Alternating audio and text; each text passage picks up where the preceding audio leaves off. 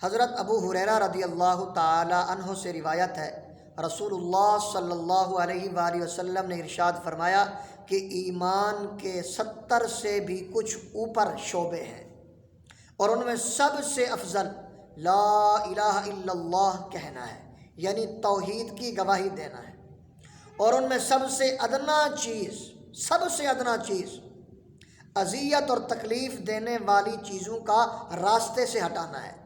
اور اس حدیث پاک کے آخر میں فرمایا الحیاء شعبۃ من الایمان، کہ حیا ایمان کا ایک اہم ترین شعبہ ہے۔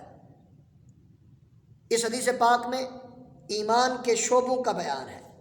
ایمان کے بہت سارے شعبے ہیں، اور ان شعبوں سے مراد علماء فرماتے ہیں کہ انسان کے وہ تمام اعمال، وہ تمام اخلاق ہیں، ایک بندے کی وہ تمام ظاہری اور باطنی کیفیات ہیں کہ جب کسی کے دل میں ایمان آ گیا، جب ایمان آیا تو اس ایمان کے آنے کے بعد نتیجے کے طور پر، ایمان کے آنے کے بعد اس کے پھل کے طور پر ہر بندے میں اس طرح پیدا ہو جانے چاہیے جس طرح ایک سرسبز و شاداب درخت پہ ٹہنیاں اور پتے نکل آتے ہیں۔ تو تمام اچھے اعمال، تمام اچھے اخلاق اور پھر تمام نیک کام یہ دین کے ہی شعبے ہیں۔ ہر ایک کے درجہ اپنا اپنا ہے، درجات مختلف ہیں۔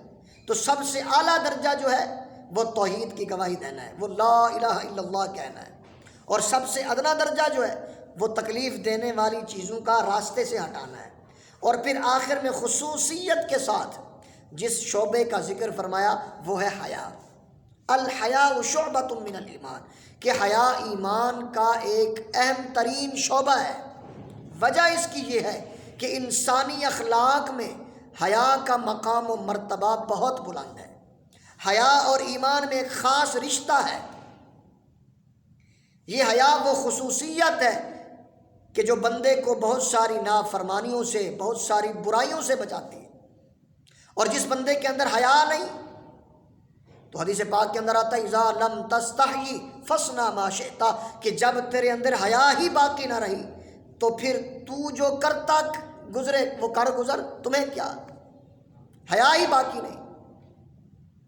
ایک بات یاد رکھیں کہ حیا صرف اپنی جیسی مخلوق سے ہی نہیں کرنی، ہمیں سب سے زیادہ حیا جس سے کرنی ہے وہ ہمارا پروردگار، وہ ہمارا پالنہار، وہ اللہ سبحانہ و تعالیٰ کی ذات ہے۔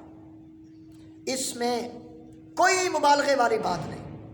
وہ بندہ جو اپنے سے بڑوں کا پاس اور لحاظ نہیں رکھتا اس کو لوگ بے حیا اور بے ادب کہا کرتے ہیں، اور وہ بندہ جو اللہ سے حیا نہیں کرتا وہ سب سے بڑا بے ادب ہے، وہ سب سے بڑا بدبخت انسان ہے۔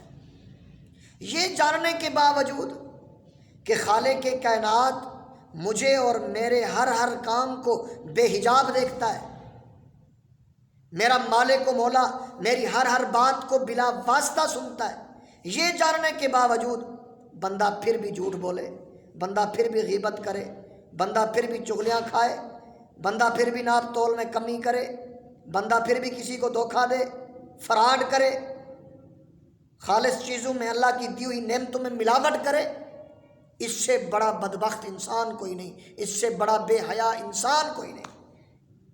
اگر حیا کا مادہ ایک بندے کے اندر پوری طرح سے پیدا ہو جائے تو پھر اس بندے کی زندگی نہ صرف دوسرے لوگوں کے سامنے صاف ستھری اور پاکیزہ ہوگی بلکہ خالق کائنات کے ہاں بھی اس بندے کا مقام و مرتبہ بہت بلند ہوگا۔